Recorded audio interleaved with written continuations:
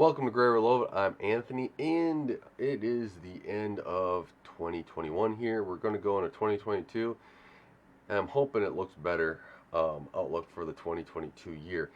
Let's talk a little bit about the GPU outlook and what it's been like, and kind of where I see it going in 2022 here. This year has been an absolute disaster, in my opinion, about the GPUs. Maybe you've been able to get your GPU at MSRP. Maybe you've been able to get your GPU, period. But overall, it's been rough.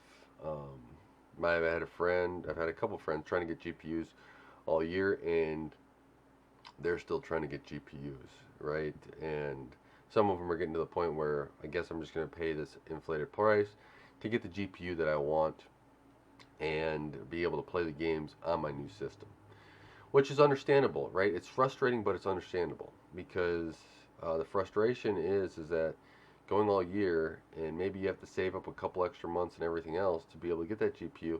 That's frustrating when you could have put more money into a different part of the PC or even a different part of your life. So I I see this maybe starting to get a little bit more diverse in 2022. And what I mean by that is that I still think that GPU prices are going to be high. I think Intel may actually try to lower them and have some MSRP graphics cards when they come out, because we'll have Intel finally joining the desktop graphics market at some time in the year. But I think at that time as well, AMD and Nvidia are going to be looking at probably starting to drop some of their stock off of what that maybe that they have already made, and this may be here, and start tapering that off to start get into that next generation GPU. I don't know how many more of these GPUs were made and at what nanometers and stuff like that, and how many, because with the new ones coming out, I think that there's going to be a split in between the manufacturing process. So one's going to be on one manufacturing process and another. I think that they're going to have two different manufacturing processes to help alleviate the pain a little bit next year. Now, that may not actually cause prices to go down. I think the key here is how competitive Intel is and how much Intel will stick with their guns with pricing. Nvidia and AMD right now seem to almost be like, which one can we, or which company can sell the graphics card price at the highest and not really competing on competition wise. Very interesting, basic market dynamics they are here right now. But let's say Intel comes out and they stick to their guns and they say, you will be selling at MSRP. Intel's known as strong arming companies, so I could see Intel doing this. And if that is the case, you could start seeing the Nvidia and AMD cards that compete in those ranges come down in price. And if Intel does not compete in the range, I do not think that those other cards will be coming down in price or really change at all in price. So let's say Intel can't get, and with new GPUs coming out, they probably won't get into the high end. That's only going to keep the low market in a reasonable state, I think, and that's where I'm coming from. Now, this could be completely wrong. We'll see. This is just, what I think might be happening or could happen here. We've been in a whole rough year on trying to get products out in the technology sector across the whole bunch, right?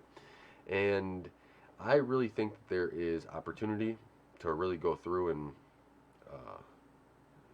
as things get alleviated, as more and more people get graphics card, more and more people sit out of the market like I do, we'll see where it goes, right? There's also crypto. And I was reading on WCCF Tech one article about this crypto miner that had a whole bunch of GPUs direct from Nvidia, 3070s or something, now going to in this warehouse. If you haven't checked it out, I think it was 2 days ago that came out, or a day and a half ago, something like that. So go check that out.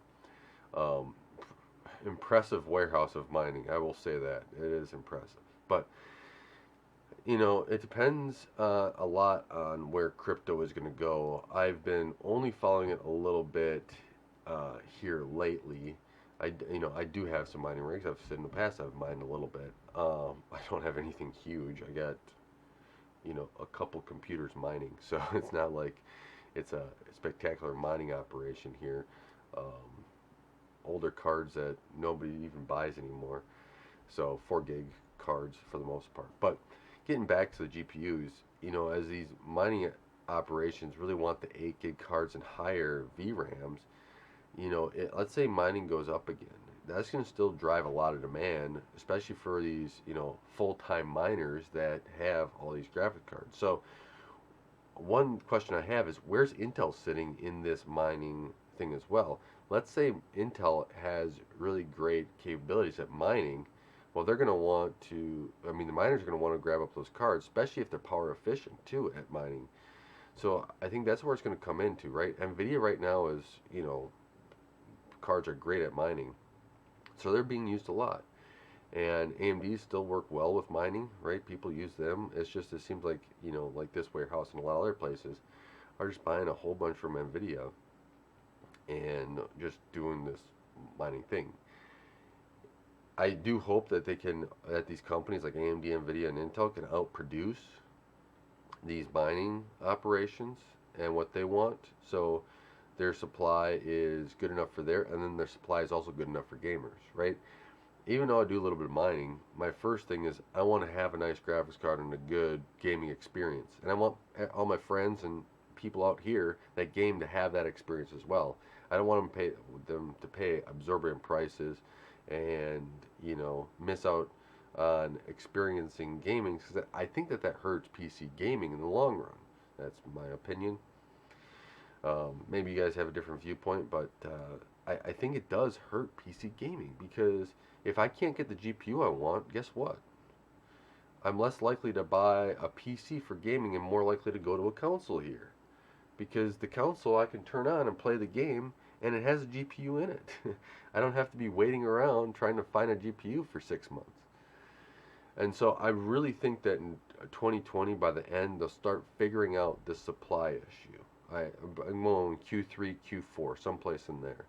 When new graphics cards start releasing, they'll start figuring this out, because they're going to have, and maybe they're already thinking this, they're going to have both lines of graphics cards on 2 different nanometer counts, or manufacturing processes. Supply, be there for the supply, right? The old generation, the new generation. And if they're doing it any sort of sense here, if demand is still driven this high, I still think that you manufacture the old cards for a time period to build up some extra stock so you can get more cards in the market, so people can actually have a choice between the new cards and the old cards, and have a choice of actually being able to put a card in their computer to game. Because people are still building computers. Even with the GPU shortage, people are still building computers. And maybe they're like my friend, where he just uses old graphics card and is sitting on it until the time comes that, he can upgrade. And his old parts I have running right now with a B5, or with a RX 550. So it's not anything spectacular, but it's running, right? I'm running some Linux. I'm doing some tests on there for that. But the GPU outlook here, it was a rough year.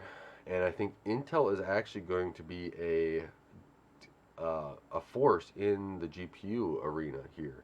And I think Nvidia especially is trying to figure out how to limit Intel's impact on the GPU market as much as possible, right? Intel doesn't want to lose name recognition. Unlike AMD, Nvidia doesn't have that CPU side where they can also offer the entire package to an OEM or to a computer buyer. You're buying the Nvidia graphics card. Now, maybe Nvidia gets on top of it, gets their ARM, Nvidia has an ARM license, so they can develop a chip too. Maybe they start doing that. Maybe they work with Windows and say, well, we can create a motherboard with ARM CPU. Windows, you release it on there, people can start, and now there's a whole new market, right? That'd be awesome. But maybe I'll leave that for my CPU outlook side. But on the GPU side, Nvidia doesn't want Intel to get a stranglehold in there, or even any hold period, because that is going to be detrimental to their market. So they have to figure out the supply issues. I don't think that they have to figure out the price, because Nvidia is such a name brand that they don't really have to compete with Intel in price, except for that low range. So let's say they come out with another low card that just competes, and is comparable with Intel. Well, guess what? Nvidia is going to probably win that sale every time. You know, there's going to be people that want to try it out, but overall, if you're going to try it with the tried and true Nvidia versus the new person on the block, Intel, and you don't know where the drivers are in the Intel side, but you know where Nvidia is coming from, you can kind of go to where you might want to jump on the Nvidia side there, and they'll probably choose that. So I know I've rambled on here a little bit, but let me know what you think about this GPU market. Here, you got some thoughts of, you know, where I'm going with the GPU market. The new cards next year, I believe that there will be a whole new lineup of cards from Nvidia and AMD. I mean, we've already got that hinted out there. So that's going to be a good thing. Get those out there. And I really hope that some of the jumps in performance that they're talking about is true. I also think that's going to come with a price, but who knows? Intel getting in the market early in the year will be interesting. We'll see where that sits, but I think it could be a benefit if Intel sticks to their guns on pricing and keeps it reasonable. So let me know what your thoughts are on the GPU outlook for, well, this past year and then what's going on for next year. And I want to thank you guys for making it to the end of the video, and thank you guys for watching. You guys are great at helping support this channel. Until next time, God bless, and don't forget to like, share, and subscribe.